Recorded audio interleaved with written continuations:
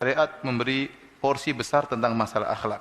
Syariat Islam memberi porsi yang besar perhatian terhadap akhlak. Karenanya dalam Al-Qur'an, dalam hadis-hadis Nabi sallallahu alaihi wasallam banyak dalil yang menunjukkan akan keutamaan akhlak yang mulia.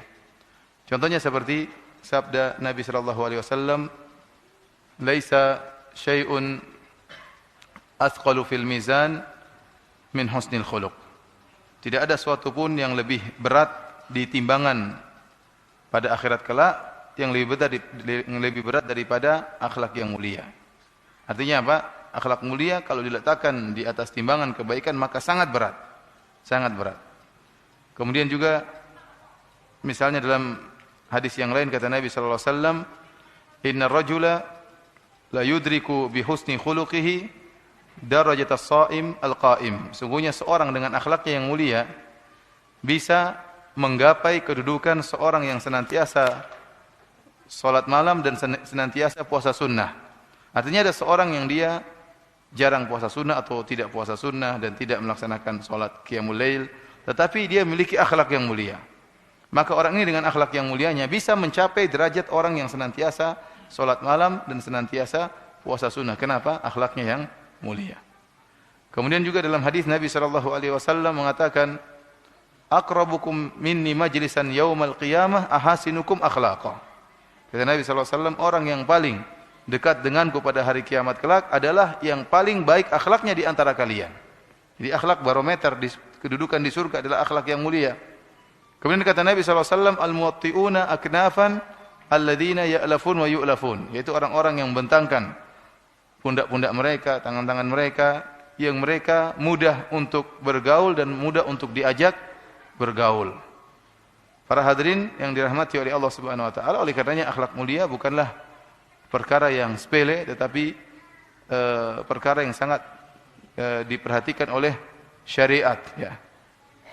Sebaliknya orang yang akhlaknya buruk, ya, maka sangat rendah di hadapan syariat. Oleh karenanya Nabi sallallahu alaihi wasallam contohnya pernah bersabda, "Inna syarran nasi manzilatan 'indallahi yaumal qiyamah man tarakahun nas ittiqa'a syarrihi." Sungguhnya orang yang paling buruk kedudukannya pada hari kiamat kelak yaitu orang yang ditinggalkan manusia karena manusia takut dengan keburukannya, takut terganggu oleh orang ini. Dalam riwayat kata Nabi sallallahu alaihi wasallam, ittiqa'a fuhshihi. Orang-orang takut dengan buruknya lisannya. Jadi orang enggak ada yang bergaul dengan dia, menjauh dari dia. Kenapa? Omongannya kotor. Omongannya kotor. Ya. Sehingga orang ini ditinggal. Kenapa? Akhlaknya buruk. Para hadirin dan hadirat yang dirahmati Allah Subhanahu wa taala, dan merupakan ciri khas dakwah Ahlus Sunnah wal Jamaah adalah dakwah yang perhatikan dua perkara, yaitu masalah tauhid dan masalah akhlak. Ini dua perkara yang harus mendapatkan porsi besar dalam dakwah dan merupakan ciri khas dari Ahlus Sunnah wal Jamaah. Karenanya tatkala Nabi sallallahu alaihi wasallam ya berdakwah, maka yang dikenal dari Nabi oleh musuh-musuhnya, musuh-musuh mengenal dari Nabi, yaitu tentang dakwah tauhid dan dakwah terhadap akhlak. Tatkala Herakl bertemu dengan Abu Sufyan, waktu itu Abu Sufyan masih dalam keadaan kafir. Maka dipanggil oleh Herakl dan Herakl bertanya tentang Nabi Muhammad sallallahu alaihi wasallam. Di antara pertanyaan-pertanyaan yang disampaikan oleh Herakl kepada Abu Sufyan, "Wa madza ya'murukum?" Apa sih yang diperintahkan Muhammad kepada kalian? Sekarang Herakl ingin mengenal dakwah Nabi Muhammad sallallahu alaihi wasallam, mengenalnya dari musuh-musuhnya, dari Abu Sufyan. "Madza ya'murukum?" Apa yang diperintahkan Muhammad kepada kalian? Maka Abu Sufyan mengatakan, "Qal u'budullaha wa la tusyriku bihi syai'a wa atruku ma qala aba'ukum." Muhammad itu berkata, sembahlah Allah saja dan janganlah kalian berbuat kesyirikan sama sekali dan tinggalkanlah perkataan nenek moyang kalian seperti bersumpah dengan nama selain Allah. Ini tauhid. Ini yang pertama, tauhid. Artinya Abu Sufyan mengatakan Muhammad menyuruh kita bertauhid. Yang kedua, kata Abu Sufyan, "Wa kana ya'muruna bis-silah wal afaf was-sidq."